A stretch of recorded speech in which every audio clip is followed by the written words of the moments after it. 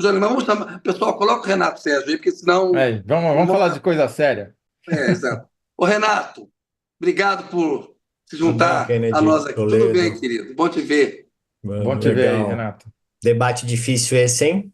Debate difícil. Difícil. Queremos sua opinião Justo. sobre ela, esse debate, que você é bom para analisar isso também. Galera, vocês sabem que o Renato Sérgio é presidente do Fórum Brasileiro de Segurança Pública. Tem uma pesquisa recente feita em parceria com o jornalismo, com o Datafolha, né, que é Datafolha. da Folha de São Paulo, com o jornal Folha de São Paulo, sobre segurança pública. E aí, a pergunta, Renato, indo direto ao ponto para não perder mais tempo, você vai explicar o que é a pergunta, do que ela trata, o Zé vai ajudar nisso. O que mais deixa os brasileiros temerosos por sua segurança? Legal, Kennedy. Boa tarde a vocês dois. Enfim, bom dia, boa tarde, boa noite, né? Vai saber a hora que a gente vai ser Exato. assistido. Exato. Mas uma questão importante a pesquisa é uma pesquisa que a gente chama de vitimização, feita em parceria com a Folha e aplicada pelo Datafolha. E o resultado, assim, ajuda a entender por que segurança virou a grande preocupação da população brasileira, e inclusive motivo de prometer triplicar a guarda municipal, que é a proposta do Marçal, por exemplo, que a gente pode falar daqui a pouco sobre Boa. se ela é pertinente ou não. Mas o que a pesquisa mostrou? Na primeira parte, que nós divulgamos há 2 semanas atrás, mostra que o crime organizado hoje ele tem uma capacidade de gerar receita que é inimaginável, né? Se a gente juntar 13 tipos de crimes virtuais, furtos e roubos de celulares, a gente vai ter quase 190 bilhões de reais de prejuízo na população, bilhões mesmo, nos Peraí, últimos peraí, 12 peraí, que meses. esses dados a gente precisa anotar porque são dados absolutamente fundamentais e vão nos remeter a grandes discussões daqui a pouco.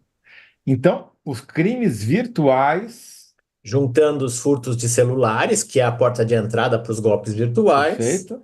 o prejuízo é de, todos os crimes que a gente investigou, 13 tipos, 190 bilhões de reais. Esse número é impressionante porque eu queria que você explicasse um pouquinho, se pudesse explicar quais são, dar alguns exemplos desses 13, como eles se tornaram, talvez, não sei, a principal preocupação das pessoas hoje em dia com segurança. Estou falando isso porque o próprio Marçal foi preso anos atrás por cometer fraude, foi condenado e preso, só que acabou não cumprindo pena porque prescreveu, por fraude bancária, né? Fraude contra o sistema financeiro. Ele roubava e-mails para um grupo de crime organizado cometer crimes, né? Fraudando o sistema financeiro e as pessoas. E a defesa do Marçal mas eu não ganhei nada com isso, era uma mixaria. Bom, tá aqui, 190 bilhões de reais essa indústria que ele diz que é uma mixaria. Que é muito maior, por exemplo, do que tudo que as polícias, que a União, Estados e municípios gastam com segurança pública, que é de 138 bi por ano, né? Isso só. A pesquisa perguntou, por exemplo, se as pessoas tinham sido vítimas de furto e roubo de celulares, e só nesse caso, o prejuízo é de 23, vou arredondar aqui para 23 bilhões, 22.790, só com furto e Nossa. roubo de celulares.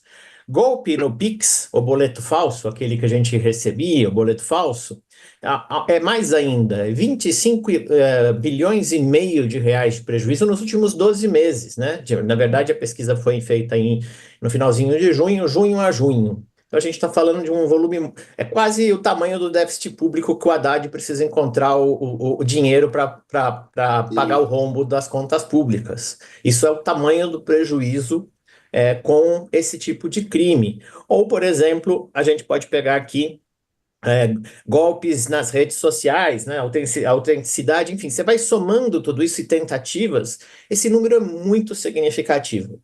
Só que aí você tem um outro conjunto de problemas, que é a pesquisa a parte que a gente divulgou nesse domingo e nessa segunda, que é, junto com essa migração dos crimes de rua, que a gente tem presenciado, por exemplo, uma queda nos homicídios, vários políticos comemorando a redução dos homicídios ao longo dos últimos anos, eventualmente a queda de roubos específicos, né, nos estabelecimentos bancários. Então, antes, estourar um caixa eletrônico era moda. Só que com 5, 10 telefones celulares roubados, o dinheiro que é gerado é igual ao que você tinha com um caixa eletrônico estourado.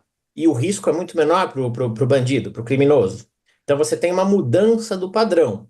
E aí você vai olhar outras situações, e uma situação que chama muita atenção é, de um lado, ajudando a entender segurança como preocupação da população. A vida das pessoas está praticamente no mundo virtual, no celular. Então, hoje, os celulares são territórios quase que desprotegidos.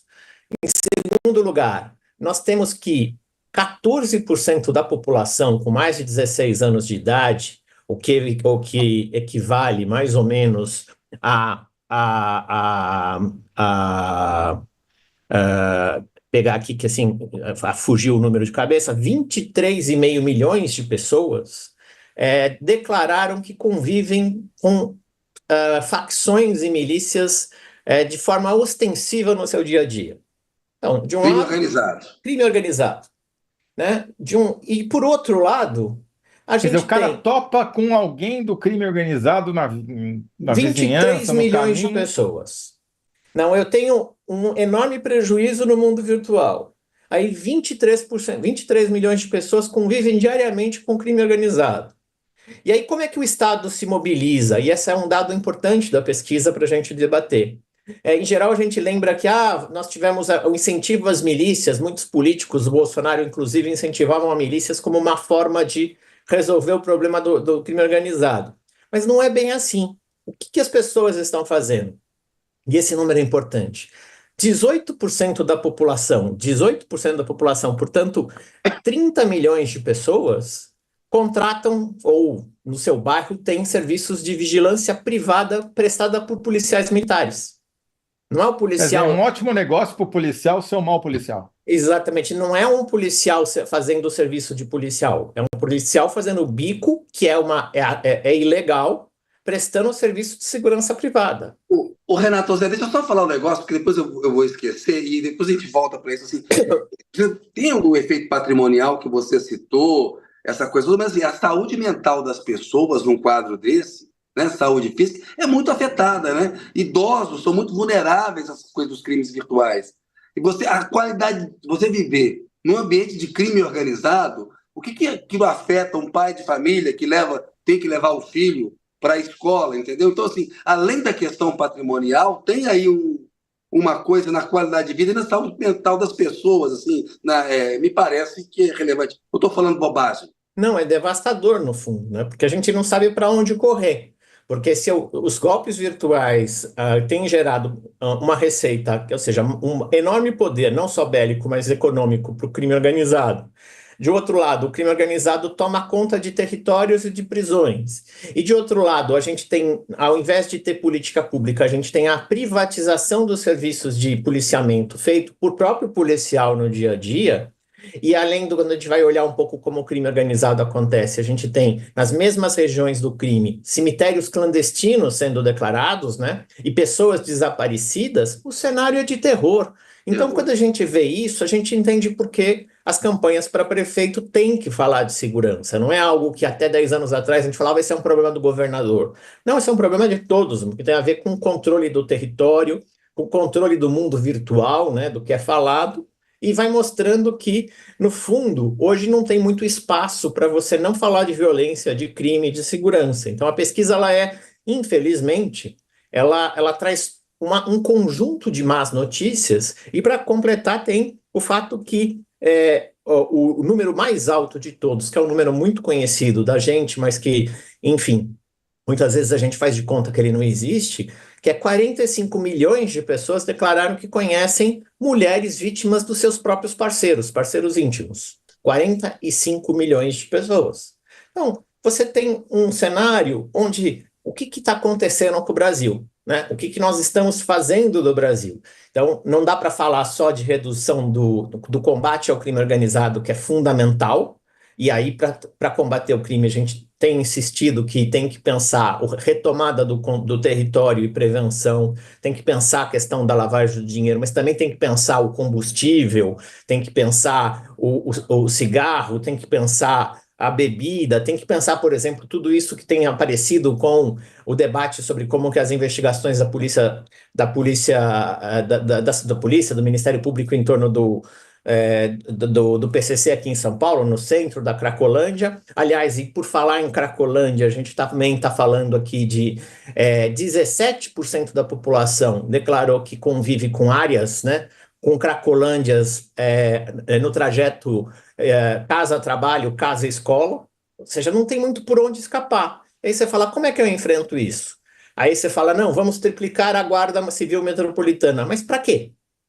Primeiro que o custo disso. Como é? Você pensar a prefeitura para, por exemplo, pensar ajudar na fiscalização dessas mercadorias dos hotéis, do ferro velho, como foi feito no centro, mas também dos postos de gasolina, das autorizações de funcionamento do dia a dia.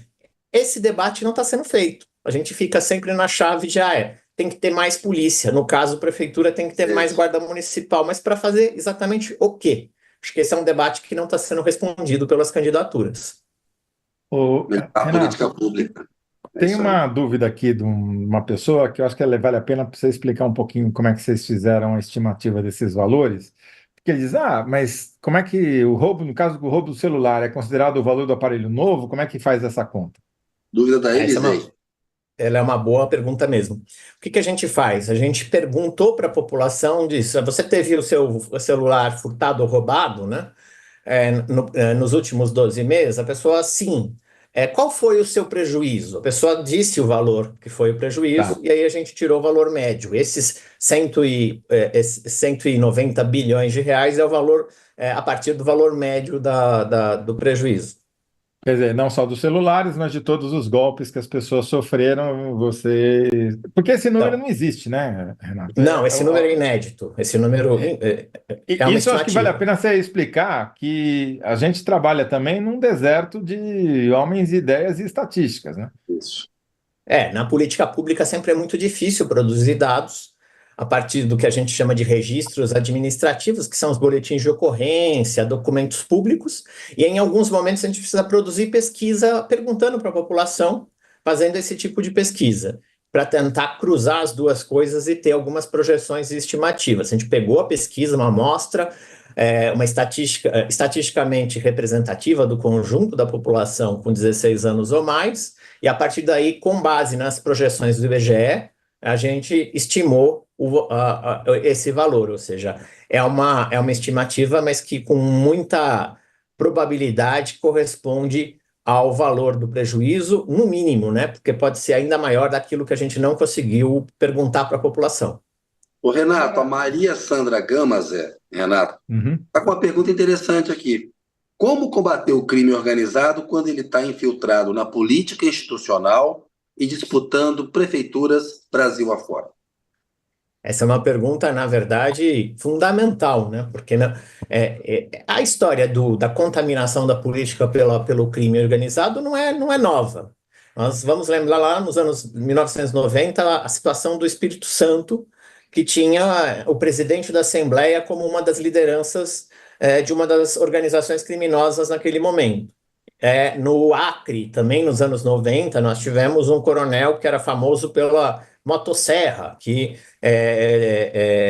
cortava... O Debrando Pascoal. E que foi, recentemente, até cumpriu a pena. Ele foi de tantos anos que já se passaram. Mas, assim, qual é a grande questão? É você criar capacidade de investigação. É você fazer com que a polícia, de fato, consiga investigar, criando mecanismos, estratégias, seja de trabalho, por exemplo, em alguns casos que a gente possa recorrer à Polícia Federal, porque a Polícia Estadual ou está envolvida na corrupção, ou muitas vezes, e a gente também não pode esquecer isso, o agente policial da região corre risco, porque se ele investigar, ele morre, né? Também a gente tem essa característica, não é só corrupção, mas para isso que talvez valha a pena a gente falar o papel do governo federal na segurança pública, já que estamos discutindo uma nova PEC. Ou seja, em que situações, por exemplo, a Polícia Federal pode entrar?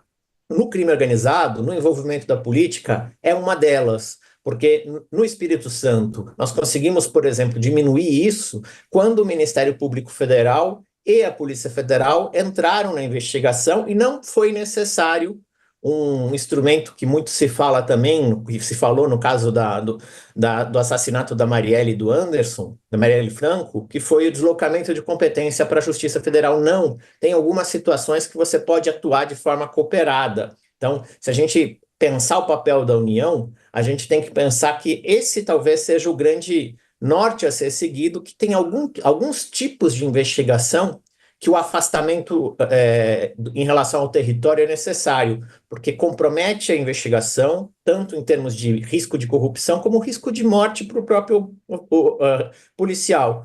E nesse caso, eu diria que é a única forma que a gente consegue avançar, mas tem experiências que dão certo. O que a gente não pode deixar é fazer de conta que isso não acontece, é achar normal, porque o valor é pequenininho, como você estava dizendo, Toledo, de que, mas o golpe foi pequeno, isso não tem importância. Não, tem muita importância, porque Isso.